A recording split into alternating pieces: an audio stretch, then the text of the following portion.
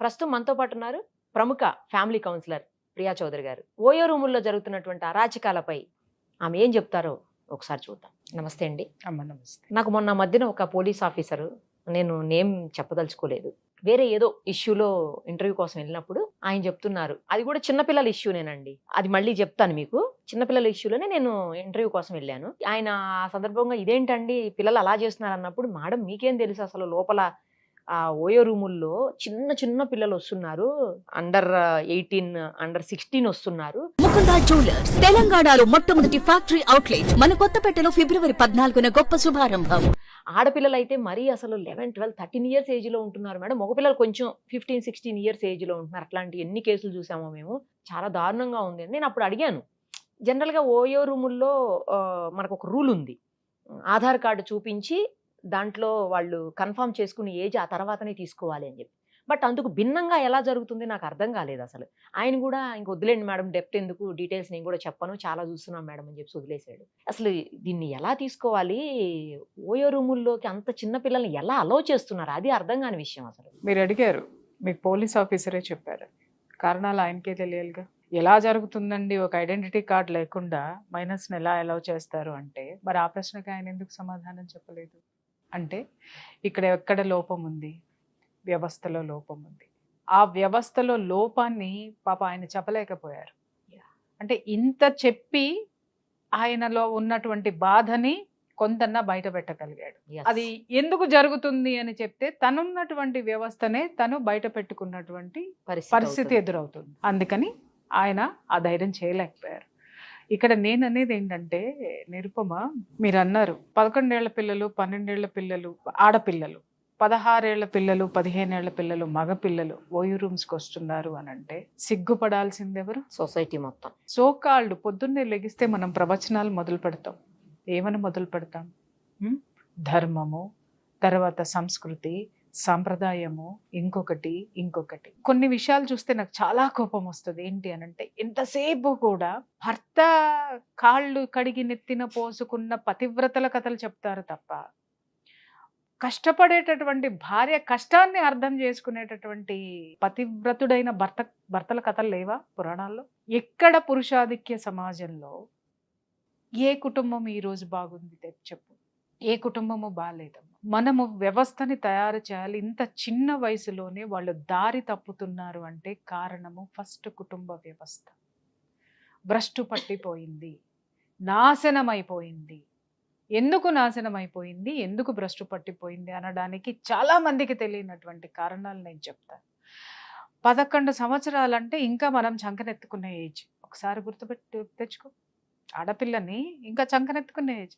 ఆ పిల్ల ఆ విధమైనటువంటి ప్లేసులకు వెళ్ళిపోయి తను ఇంకొక మగవాడితో గడిపేటటువంటి మెచ్యూరిటీ ఆ అమ్మాయి శరీరంలో రాలా, మైండ్లో వచ్చింది. అలాగే 15, 14, 16 సంవత్సరాల పిల్లవాడి శరీరంలో మెచ్యూరిటీ రాలేదు, వాడి మైండ్లో మెచ్యూరిటీ వచ్చింది. అసలు వాళ్ళేం చెప్పి తీసుకెళ్తున్నారో వీళ్ళు, నాకు అది కూడా డౌట్ ఉంది. ఎవరేం చెప్పి? మగపిల్లలు కొంచెం పెద్దోళ్ళు కాబట్టి ఈ చిన్న పిల్లల్ని ఏం చెప్పి తీసుకుపోతున్నారు? చిన్న పిల్లలు లేరు ఇక్కడ. వాళ్ళు ఆ స్థితికి వెళ్ళడానికి మైండ్ ఆ స్థితిని దాటింది. ఆ స్థితికి మైండ్ వచ్చేసిన తర్వాత నీకు ఇంకొకళ్ళే చెప్పాల్సిన అవసరం ఏంటి? నువ్వు అదే స్థితిలో ఉన్నావు, నేను అదే స్థితిలో ఉన్నా, చలో అన్నాము, వెళ్ళాము. మైండ్ మేకప్ అయింది, నాట్ బాడీ. ఇక్కడ మనం ఏమనుకుంటామంటే, శరీరంలో ఈ విధంగా ఎందుకు ఇలా తయారైపోతున్నారు, వీళ్ళు ఏం చెప్పి తీసుకెళ్తున్నారు, వాళ్ళు అన్యాయం అయిపోతున్నారు. ఇక్కడ ఎవరు అన్యాయం అవ్వడం లేదు, మ్యూచువల్ అండర్స్టాండింగ్ తోటే వెళ్తున్నారు. బట్ వాళ్ళ వయస్సు కంటే వాళ్ళ ఆలోచనలు, వాళ్ళలో ఉన్నటువంటి ఆలోచనాత్మక ధోరణి, మెచ్యూరిటీ వాళ్ళ వయసుకు మించి రెట్టింపు వేగంతో ఎదిగిపోయింది. అందుకు కారణం ఈరోజు కుటుంబ వ్యవస్థ. ఎందుకు కుటుంబ వ్యవస్థ అంటే, నేను చాలా కౌన్సిలింగ్స్ చేశాను కాబట్టి నేను చెప్తున్నా. చాలా మంది ఆడపిల్లల్ని తీసుకొని వస్తూ ఉంటారు. చాలా మంది ఆడపిల్లలు అన్నావు కదా నువ్వు, అదే చెప్తున్నాను నేను. చాలా రిజిడ్ గా ఉంటారు, చాలా ప్రిజిడిటీ తోటి ఉంటారు, చాలా అంటే చిన్న ఏజేనమ్మా. చిన్న ఏజ్ నుంచి పెద్ద ఏజ్ వరకు 25 వరకు కూడా. ఇప్పుడు నీకు 11 ఇయర్స్ పిల్లని తీసుకొని ఉంటే నీకు 22 ఇయర్స్ 25 ఇయర్స్ పిల్లల వరకు కూడా అదే మొండితనంతో ఉంటారు, రెక్లెస్నెస్ తోటి ఉంటారు, కేర్లెస్ గా ఉంటారు పేరెంట్స్ అంటే. ఈ పేరెంట్స్ నా దగ్గరికి ఏమి వచ్చి చెప్తారు, పాపం వాళ్ళు తండ్రేమో ఒక పక్క నష్టాల పాలు కష్టాల పాలు అయిపోయి ఎట్లాగొట్ట జీవితాన్ని ఈదుకొస్తూ వీళ్ళని చదువు కోసం అప్పుల పాలు చేసే పాలు అయిపోతూ కూడా వాళ్ళని చదివిస్తూ ఉంటే వాళ్ళు అర్థం చేసుకోవట్లేదు. తల్లి చాలా పెద్ద పొజిషన్లో ఉంటుంది, లేదా తల్లి కూడా కష్టపడుతూ అప్పులు తీర్చుకుంటూ వీళ్ళని సాదుకుంటూ వీళ్ళకి చదువులు చెప్తున్నా కూడా నా బిడ్డ ఇలా అయిపోయిందండి, ఇదిగో ఈ వయసుకే మగపిల్లలతోటి మాట్లాడుతుంది, ఈ వయసుకే ఇలా అయిపోతుంది, బాయ్ ఫ్రెండ్స్ ఉన్నారు, 13 సంవత్సరాలు 12 సంవత్సరాలు 14 సంవత్సరాలు అని అంటే మొదట్లో వాళ్ళు చెప్పింది విన్న తర్వాత చాలా జాలేసింది పేరెంట్స్ మీద. సో నేను ఆ పిల్లల్ని కూర్చోబెట్టి, అదేంటమ్మా ఇన్ని త్యాగాలు చేస్తున్నారు నీ పేరెంట్స్, ఇది ఉండదు అనంటే వాళ్ళు ఇలానే కూర్చుంటారు, ఏం మాట్లాడరు. వాళ్ళ కళ్ళల్లోకి చూస్తే ఒక ఆవేదన కనిపిస్తుంది. అప్పుడు ఇమ్మీడియట్ గా నేను పేరెంట్స్ని బయట కూర్చోండి అని చెప్పేసి ఈ పిల్లలతో కనీసం నేను అరగంట పాటు ఫ్రెండ్షిప్ చేయాలి. నేను వాళ్ళతో ఫ్రెండ్షిప్ చేసి వాళ్ళ వ్యక్తిగత విషయాల్లోకి వెళ్ళాలి అని అంటే నేను వాళ్ళలోకి వెళ్ళి వాళ్ళ యొక్క స్థితిని తెలుసుకున్న తర్వాత మెల్లగా వాళ్ళ నుంచి నేను ఆ డీటెయిల్స్ రాబడితే వాళ్ళు చెప్తున్నది ఏంటి అని అంటే, ఇంట్లో నిత్యం మా అమ్మ నాన్న కొట్టుకుంటారండి. ఎందుకంటే అమ్మ హై పొజిషన్ లో ఉంది, నాన్న లాసుల్లో ఉన్నారు. అమ్మ ఎప్పుడు నేనే కష్టపడుతున్నా, నేనే పోషిస్తున్నా, నీకేం చేత కాదని నాన్న అంటది. నాన్నేమో నువ్వు వాళ్ళతో తిరుగుతున్నావు, వీళ్ళతో తిరుగుతున్నావు, నువ్వు అట్లా అని చెప్పేసి అని వీళ్ళిద్దరూ ఎప్పుడు కొట్లాడుకుంటూ ఉంటారు అని ఒక కథ చెప్తారు. ఒక కథ. ఇంకొక కథ ఏంటి అని అంటే, మా నాన్న పెద్ద బిజినెస్ మ్యాగ్నెట్ అండి, వ్యాపారస్తుడు, ఆయనకి బోల్డ్ మంది గర్ల్ ఫ్రెండ్స్ ఉన్నారు. మా అమ్మ 24 hours మేము ఇంటికి వెళ్ళాము అంటే మా నాన్న ఎవరితో తిరుగుతున్నాడు, ఏం చేస్తున్నాడు, ఏమైతున్నాడు, ఇదే మా నాన్నని తిడుతూ ఇదే గొడవ మా ఇంటికి వెళ్ళేసరికి అమ్మ ప్రేమ అనేటటువంటిది మేము చూడలేదు. తర్వాత నాన్న వచ్చిన తర్వాత అమ్మకి ఈ విషయం తెలిసిన తర్వాత కొట్టుకోవటం, తిట్టుకోవటం, నానా గోల, ఇవన్నీ మా ముందే బూతులు మాట్లాడుకోవడం ఇవన్నీ జరుగుతున్నాయి. కొంచెం కూడా మాకు మనశ్శాంతి అనేది లేదు. అది ఒక స్టోరీ అయితే, ఇంకొక స్టోరీ ఏముంటుంది అని అంటే, ఇప్పుడు ఏదైనా వచ్చి ఇతను లాస్ అయితే కనుక నీ పుట్టింటి వాళ్ళు ఆదుకోలేదు, లేదా పుట్టింటి వాళ్ళని దుయ్యబట్టడం, ఇటు అత్తింటి వాళ్ళని దుయ్యబట్టడం, వీళ్ళు కొట్లాడుకోవడం. అరే పిల్లలు ఎప్పుడు ఇంటికి వెళ్దామా అని ఎదురు చూడడం మానేసి ఇల్లు తప్ప ఎక్కడికి వెళ్దామా అనేటటువంటి సిచ్యుయేషన్కి ఈ రోజు కుటుంబ వ్యవస్థ ఆడపిల్లల్ని మగపిల్లల్ని రోడ్డు మీద పెట్టేశాయి. ఇక్కడ ఏం జరుగుతుందంటే, ఇప్పుడు నువ్వన్నావు మెచ్యూరిటీ రెట్టింపు ఎట్లా ఎదిగిందమ్మా, అది మనం ఇప్పుడు మాట్లాడుకోవాలి.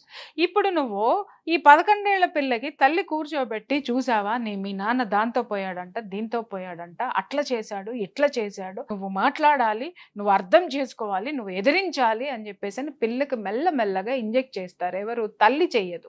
తల్లి చుట్టూ ఉన్నటువంటి వాళ్ళు అమ్మమ్మలో, లేకపోతే మేనమావలో, మేనత్తలో ఈ పిల్లకి ఎక్కువ అంటే నువ్వు ఆలోచించాలి, నువ్వు ఇంటికి నువ్వే పెద్దదానివి, నువ్వే చక్కబెట్టాలి, మీ నాన్న నువ్వే దారిలో పెట్టాలంటే మెల్లగా ఆ పిల్లలు ఏమవుతుందంటే, పెద్దరికం అనేది వయసుకు మించినటువంటి పెద్దరికాన్ని తెచ్చి పెట్టుకుంటూ ఉంటుంది.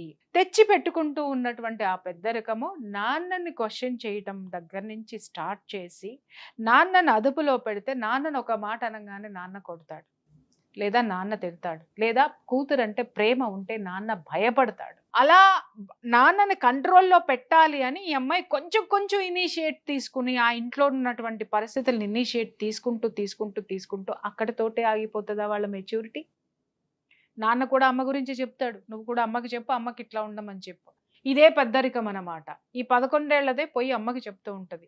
అది చెబుతూ అటు నుంచి ఇటు నుంచి అటు వాళ్ళకి చెప్పి సర్ది చెబుతూ దీనికి వయసుకు మించినటువంటి మాటలు, వయసుకు మించినటువంటి ఆలోచనలు చేయాల్సినటువంటి పరిస్థితి అక్కడ వచ్చేస్తుంది. అయితే కుటుంబంతో ఆగిపోతుందా ఆలోచన? మెచ్యూరిటీ పెరిగిన తర్వాత ఏమవుతుంది? దానికి మించి అక్కడతో ఆగరు పిల్లలు, మిగిలిన వాటి వైపుకి అదే ధోరణితోటి వెళ్ళిపోతారు. వాళ్ళ ఆలోచన పెరిగిపోతుంది, వాళ్ళ మెచ్యూరిటీ పెరిగిపోతుంది. వయసుకు మించి ఎదిగిపోయిన తర్వాత ఇక్కడ వీళ్ళు సర్ది చెప్పిన తర్వాత సంసారం గురించి అర్థమైపోతుంది వీళ్ళకి.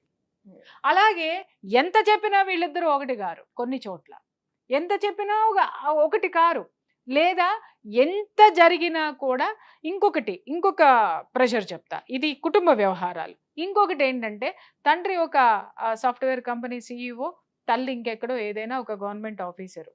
వీళ్ళు ఏం చేస్తారు, ఈ పిల్లల మెదడులోకి వచ్చిన తర్వాత తండ్రి ఏం చేస్తాడు, తనలాగా ఒక సాఫ్ట్వేర్ చేయాలని ఐఐటి అని 8th క్లాస్ నుంచి 5th క్లాస్ నుంచి జేఏఈలు, ఐఐటీలు, తోటకూర, వాళ్ళ పిండాకుడు, వాళ్ళ పెంట మొత్తం వీళ్ళ మీద రుద్దుతారు. తల్లి ఏం చేస్తుంది, తనలాగే ఒక ఆఫీసర్ని చేయాలి అని చెప్పేసి అని, గ్రూప్స్ రాయాలి అని చెప్పేసి అని ఇటు ప్రెజర్ పెడతాది. ఇటు తండ్రి మాట వినాలా, ఇటు తల్లి మాట వినాలా, ఈ రెండిట్లో ఏది వినాలి? ఇది చదవకపోతే ఇది మీ అమ్మ మాట వింటున్నావు అని చెప్పేసి అని అతను అంటాడు, మీ నాన్నది వినొద్దని ఈమె ప్రెషర్ పెడుతుంది.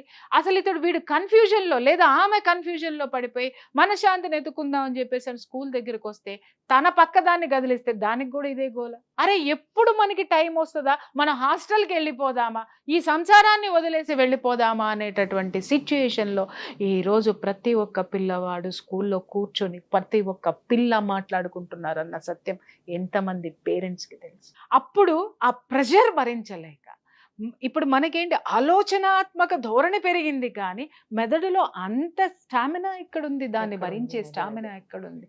They need a pleasure, they want to escape from their thoughts, escape from their hurdles, escape from their parents, escape from their house. ఒక ప్లెజర్ కావాలి, ప్రశాంతత కావాలి. ఎక్కడ దొరుకుతుంది ప్లెజర్, ప్రశాంతత? బీరు, అవి ఇవి ఫస్ట్ స్టార్ట్ చేస్తారు వాళ్ళు. వీటితోటి స్టార్ట్ చేసిన తర్వాత కొన్ని రోజులు పోయిన తర్వాత అది కామన్ అయిపోతుంది. అయినా ఈ ప్రెషర్స్ ఇలాగే ఉంటాయి, ఇంకా పెరుగుతాయి, లేదా వీళ్ళ ఆలోచన ధోరణి పెరిగిపోతుంది. బీరుని దాటిన తర్వాత టచ్ చేసుకోవటాలు, కిస్ పెట్టుకోవడాలు ఇవన్నీ మొదలవుతాయి.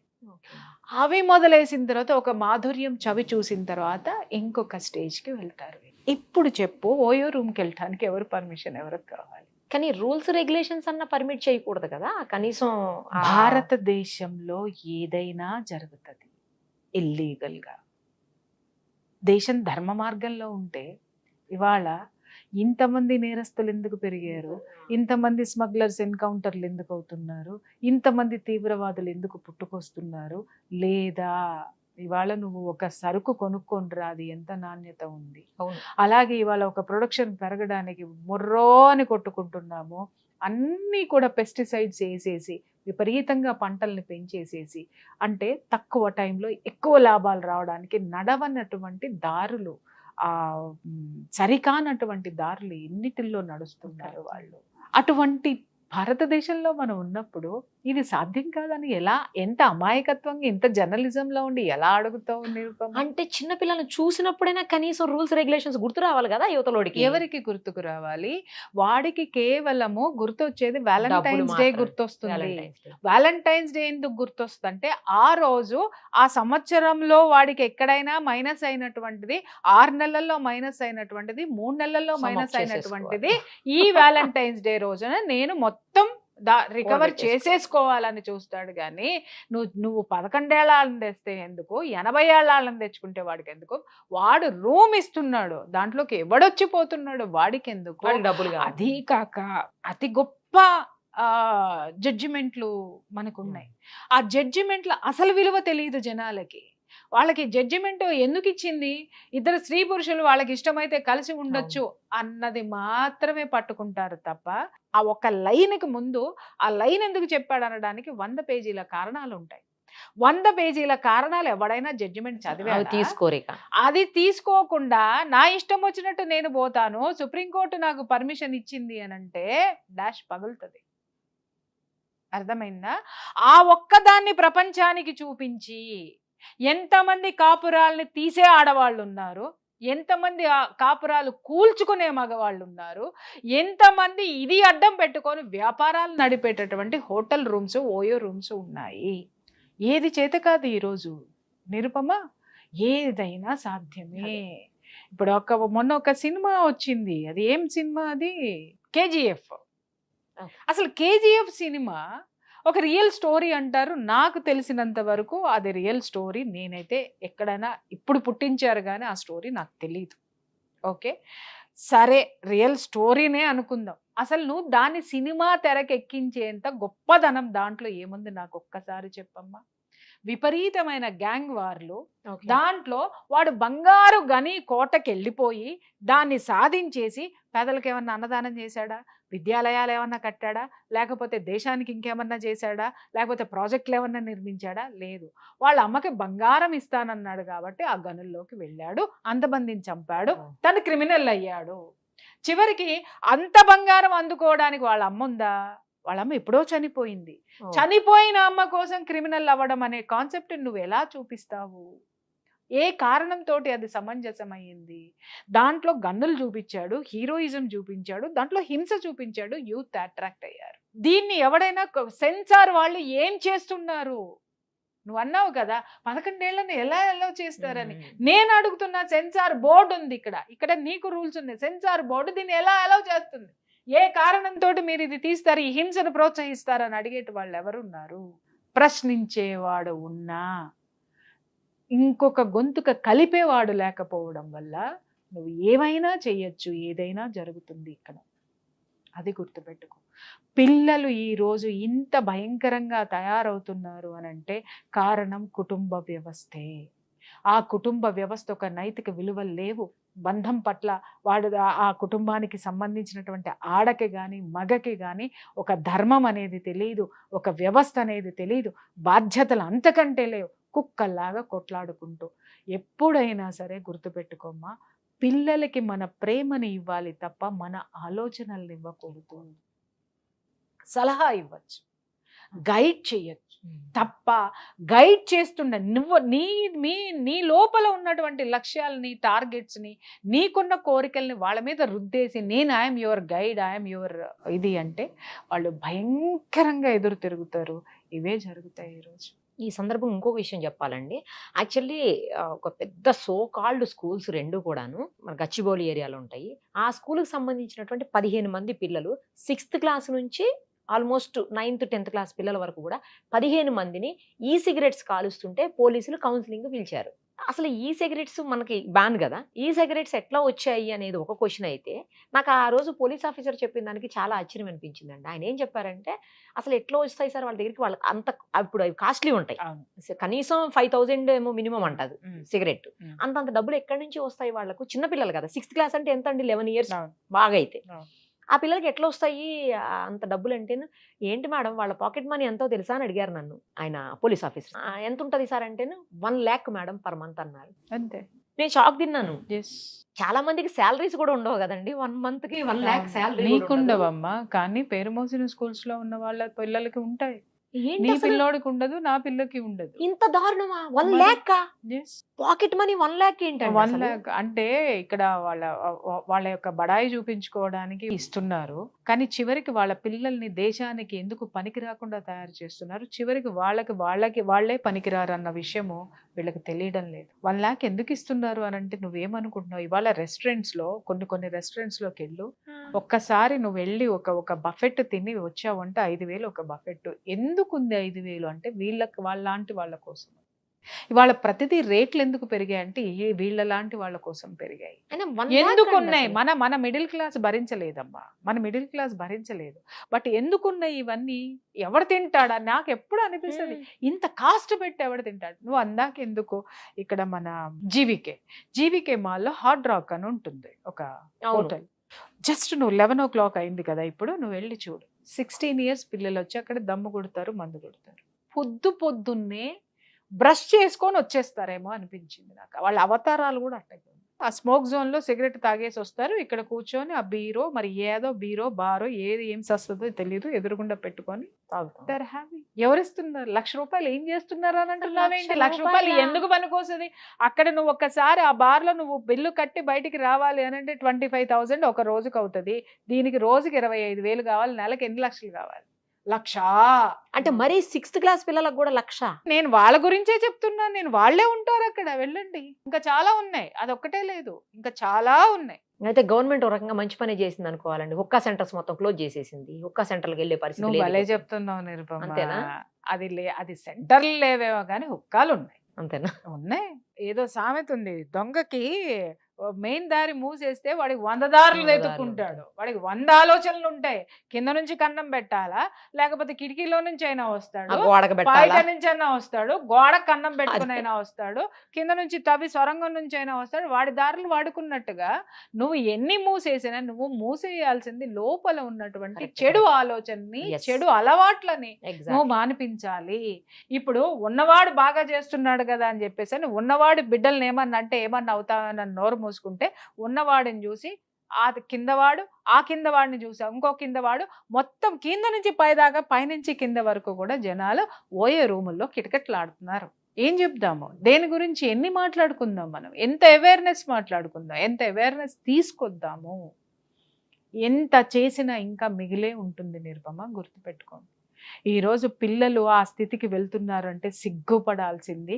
నేను కుటుంబ వ్యవస్థ బాగలేదన్నాను, బాగుంది, అది ప్రక్షాళన అవ్వాల్సిందే. కానీ ఈ సోకాల్డ్ రాజకీయ నాయకులు పసిపిల్లలు ఆ విధంగా దారి తప్పుతుంటే, ఆ పసిపిల్లల్ని ప్రోత్సహించేటటువంటి వీటి నుంచి వాళ్ళ ఇళ్ళకి మామూళ్ళు వెళ్తున్నాయి చూసావా. ఆ మామూళ్ళు తిన్న ఆ కుటుంబాలు, ఏ ఒక్క కుటుంబం అన్నా నిలకడగా ఉందా, ప్రశాంతంగా ఉందా, రోగాలు లేకుండా ఉందా? వ్యవస్థ ప్రక్షాళన కావాలి అని అంటే మనం ఇలా చర్చలు పెట్టుకుంటే సరిపోదు, చర్యలకి పూనుకుంటేనే అది సాధ్యమవుతుంది. ఇలా వ్యాలంటైన్స్ డేలు వచ్చినప్పుడు ఒకప్పుడు పెద్దవాళ్ళందరూ పార్కుల్లోకి పోతుంటే విహెచ్పి వీళ్ళు విశ్వ హిందూ పరిషత్ వాళ్ళు వచ్చి వాళ్ళకి తాళి కట్టించేవాళ్ళు. అవును, వెంటనే ఇంకొక గ్యాంగ్ తయారైపోయి వాళ్ళు ఇష్టం వచ్చినట్టు తిరుగుతారు, వాళ్ళు మేజర్లు, వాళ్ళు చేసుకుంటారు. నువ్వెవడు పెళ్లి చేయడానికి నువ్వెవడవే, నేనెందుకు చేసుకుంటా. అక్కడ చాలా గొడవలు చూసాం. వాళ్ళు పెళ్లి చేయడానికి వెనక ఒక కారణం ఉంది. ఆ కారణాలు మాట్లాడకుండా మిగిలిన చెత్తంతా మాట్లాడారు సోకాళ్ళు మేధావులందరూ కూడా. వాడు పెళ్లి చేసుకోరా అంటే నేను పెళ్లి చేసుకోను అంటాడు ఒకడు. అరే తాళి కట్టించుకోవే అంటే ఇది తాళి కట్టించుకోని అంటది. ఎందుకు కట్టించుకోరంటే మేము ప్రేమించుకుంటాం అంతే, పెళ్లి చేసుకుంటానికి కాదంటది. అంటే వ్యవస్థ ఏంటి, వాళ్ళు చూపించదలుచుకున్నది అది. వీళ్ళు స్వచ్ఛమైన ప్రేమికులు కాదు, కామవాంఛతోటి బలిసి తిరుగుతున్నారు. ఇలా తిరుగుతుంటే మన ఇంట్లో ఉన్న పిల్లలు కూడా వీళ్ళు లాగేస్తారు, మన పిల్లలు నాశనం అవుతారు అనేటటువంటి కాన్సెప్ట్ తోటి వాళ్ళు దిగారు. అయితే ధైర్యమని వీళ్ళు లేచేసి మీరెవరు తాళి కట్టడానికి, మీరెవరు ఇది చేయడానికంటే ఇవాళ అదే మీరు అడ్డుకున్నటువంటి అదే వాయిస్లు ఈరోజు 11 సంవత్సరాల పిల్లలు ఓయో రూముల్లోకి వెళ్తున్నారు. మేధావుల్లారా దయచేసి దాని గురించి కూడా మాట్లాడండి. దయచేసి ఐఎమ్ రిక్వెస్టింగ్ యూ ఆల్.